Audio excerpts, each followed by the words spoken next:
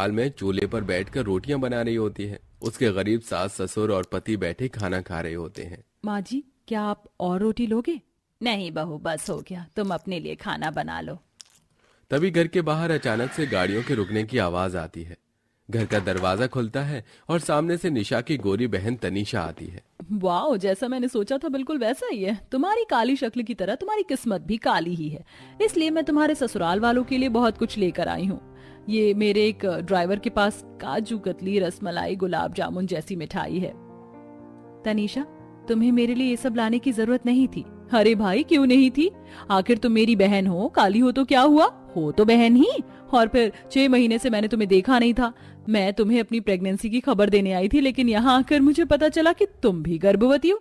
देखो, मेरा एक ड्राइवर तुम्हारे लिए कपड़े लेकर आया, दूसरा ड्राइवर मिठाइयाँ लेकर आया है और तीसरा ड्राइवर ड्राई फ्रूट्स लाया है। और ये जो चौथा ड्राइवर है वो तुम्हारे लिए पैसे लेकर आया है। इससे तुम्हारी थोड़ी मदद हो जाएगी। उसकी ऐसी ताने भरी बातों से निशा की आंखों में आंसू आ जाते हैं, जो उसकी सास देख लेती है। तुम जो ये पैसों का घमंड लेकर इस घर में आई हो, इसे अपने साथ वापस ले जाओ और चली जाओ यहाँ से। हमें तुम्हारी लाई हुई चीजों में से कुछ नहीं चाहिए। रही बात हमारी बहू की, तो उसे जो चाहिए होगा हम उसे लाकर दे देंगे। तुम अपनी बहन से मिलने आई थी ना, तो उससे मिलो और अपने ड्राइवर को यहाँ से जाने के लिए कह दो। बात क्या करनी है? वैसे भी यहाँ खड़े हुए मुझे गर्मी लग रही है। मुझे तो एसी में रहने की आदत है। यहाँ खड़े होकर बात करना मेरे लिए मुश्किल है। चलो, मैं चलती हूँ। अपने ड्राइवर के साथ तनीषा वहां से चली जाती है। उसके जाने के बाद लता अपनी गर्भवती बहू से पूछती है, निशा, क्या तुम्हें किसी चीज की जरूरत है? अगर तुम्हें जरूरत है तो मुझे बताओ। हम गरीब हैं, लेकिन तुम्हारी जरूरत को पूरा जरूर करेंगे। क्या तुमने अपनी बहन से कुछ मांगा था? नहीं माँ जी, मैंने उससे कुछ नहीं मांगा। यहाँ वो अपनी मर्जी से ही आई थी। ये सुनकर लता थोड़ी सोच में पड़ जाती है। इधर जब तनीषा अपने घर पहुंचती है तो अपने पति को नशे की हालत में देखती है। ये क्या विक्रम, तुमने इतनी शराब पी रखी है कि तुमसे खड़ा तक नहीं हुआ जा रहा है। शराब को तो तुमने अपने जीवन का एकमात्र सहारा बना लिया है। तनीषा की बातों को सुनकर विक्रम उसे धक्का देते हुए कहता है, अरे तू कौन होती है मुझे शराब पीने से रोकने वाली? मेरा जितना मन करेगा मैं उतनी शराब पीऊंगा। तुम बहुत अच्छे से जानते हो कि जेठ जी और जेठानी जी की नजर तुम्हारे कारोबार पर है।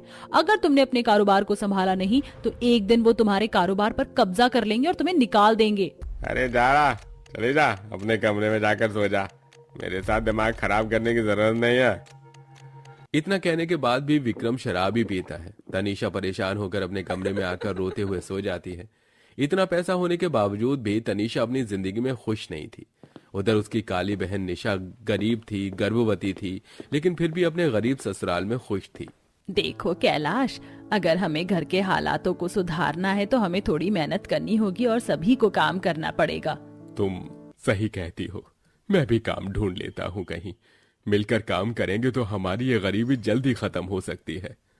तभी घर पर नंद आती है। माँ, पिताजी, आज मैं बहुत खुश हूँ। आपको पता है मुझे एक बहुत अच्छी कंपनी में नौकरी मिली है। सच बोल रही हो? ये कहकर तो तुमने मेरा दिल खुश कर दिया। मुबारक हो नंद जी, आखिरकार आपको भी नौकरी मिल गई। अब आपके भैया का भी कुछ अच्छा हो जाए। मेरा मालिक तो ऐसा लगता है जैसे मुझे आगे बढ़ने ही नहीं दे रहा।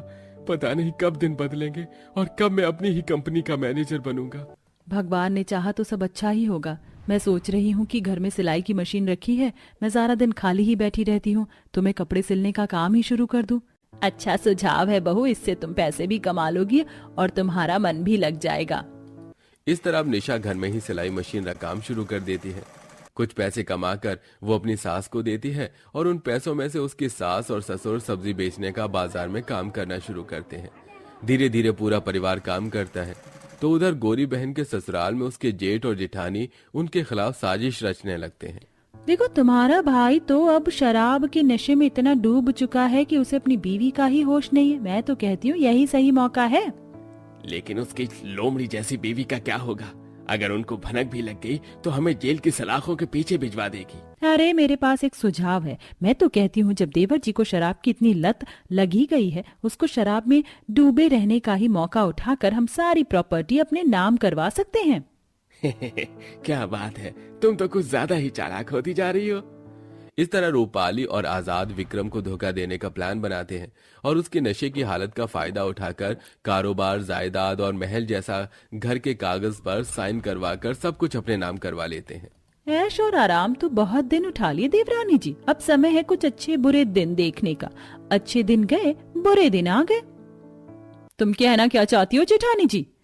कि ये कारोबार, ये घर, ये सब कुछ हमारा है, तुम्हारा कुछ नहीं रहा। अपने नशेड़ी पति को उठाओ और यहाँ से चलती बनो। नहीं, ऐसा नहीं हो सकता, ये झूठ है, ये सब कुछ हमारा है। तनीषा के इतने कहते ही रूपाली उसके मुंह पर हर चीज का प्रूफ फेंक कर मारती है। अगर ये कागजात देखने के बाद भी तुम्हारे दिल को तसल्ली ना हो तो मैं तुम्हें कोर्ट तक भी खींच कर लेकर जा सकती हूँ। तनीषा जब पेपर पढ़ती है तो सब कुछ उसके जेठ और जेठानी का हो चुका होता है। जिस बात का डर था आखिर वही हो चुका था। ना चाहते हुए भी तनीषा को अपना ही घर छोड़कर अपने नशेड़ी पति के साथ घर छोड़कर जाना पड़ता है। अचानक से सब कुछ बदल जाता है। इधर निशा अपने ससुराल वालों के साथ खूब मेहनत करती है। ओह वाह, आखिरकार मेरे अकाउंट में मेरी पहली सैलरी क्रेडिट हो ही गई। पूरे 25,000 रुपए आए हैं, इसमें तो काफी कुछ हो सकता है। उधर निशा को बड़ी बड़ी कंपनी से सिलाई का ऑर्डर मिलता है। सर आप चिंता मत कीजिए, मैं सिलाई बहुत अच्छे से करके दूंगी और आपको कोई शिकायत का मौका नहीं दूंगी। ये लो एडवांस पैसा, पूरे 30,000 रुपए है। काम अच्छा हुआ तो आगे भी काम मिलता रहेगा आपको। एडवांस पैसा लेकर निशा भी बहुत खुश होती है। उधर उसके पति को प्रमोशन मिल जाता है। थैंक यू सर, मेरे प्रमोशन के लिए। आखिरकार मैं इस कंपनी का मैनेजर बन ही गया। तुम्हारे काम और तजुर्बे के चलते तुम्हें प्रमोशन मिला है और अब तुम्हारी तनख्वाह पूरे 50,000 रुपए हो गई है। वहीं सास ससुर के सब्जी का कारोबार भी बढ़ने लगता है। इस तरह पूरा परिवार धीरे धीरे तरक्कियों की तरफ बढ़ने लगता है। धीरे धीरे समय बीतता है और ये समय 5 सालों में बदल जाता है। 5 साल बाद जहां काली बहन बहुत गरीब थी, अब वो बहुत अमीर हो चुकी थी। उसकी सभी परेशानियां दूर हो चुकी थी और उसका एक 5 साल का बेटा भी था। वो लोग एक अच्छी हाई फाई सोसाइटी में रहने लगे थे। उफ भाभी, आपको पता है ना आज पार्टी में जाना है, आपने अभी तक स्त्री के लिए कपड़े नहीं भिजवाए। हमारे यहाँ सोसाइटी में कोई स्त्री वाला ही नहीं है, शायद, फिर भी मैं एक बार जाकर पता करती हूँ। निशा कपड़े लेकर बाहर आती है और कुछ महिलाओं से पूछती है। सुनिए जरा, इस सोसाइटी में हम लोग नए हैं, हमें अभी यहाँ का ज्यादा कुछ पता नहीं है। क्या आप हमें बता सकते हैं कि यहाँ कोई स्त्री वाला है? हाँ, यहाँ पर एक स्त्री वाली औरत है, बेचारी बहुत गरीब है। थोड़ी सी दूर पर उसका छप्पर है, जहाँ वो रहती है। देखना उसका नशेड़ी पति घर पर ना हो, वो कस्टमर को देखकर बवाल करता है। बेचारी इतनी मेहनत के बाद भी सुख से नहीं रह पा रही है, उसका पति उसे बहुत दुखी करता है। अच्छा, आपका बहुत शुक्रिया, मैं जाकर देखती हूँ। निशा ऐसा कहकर आगे की तरफ बढ़ने लगती है और चलते चलते वो उसी झोपड़ी के छप्पर के पास पहुंचती है। शायद यही है उस औरत का घर जिसके बारे में वो महिलाएं बता रही थी। निशा बाहर से आवाज लगाती है। अरे घर पर कोई है क्या? मुझे इस्त्री करवानी है, मैं इस्त्री के लिए कपड़े लेकर आई हूँ। अभी आती हूँ, जरा रुकिए। जैसे ही वो औरत बाहर आती है, वो औरत और कोई नहीं बल्कि तनीषा ही थी, जो कि निशा की बहन है। तनीषा को देखते ही निशा हैरान हो जाती है। अरे तनीषा, तुम यहाँ इस हालत में, ये सब कैसे हुआ? निशा को देखते ही तनीषा की आंखों में आंसू आ जाते हैं। दीदी, मैं तुम्हें कहा करती थी कि जैसी तुम्हारी काली शक्ल वैसी तुम्हारी काली किस्मत, लेकिन तुम्हारी किस्मत उज्जवल निकली और मेरा नसीब काला हो गया। ऐसी किस्मत को क्यों कोस रही हो? तनीषा अपनी बहन को अपनी सारी परेशानियां बताती है, जिसे सुनकर निशा को बहुत अफसोस होता है।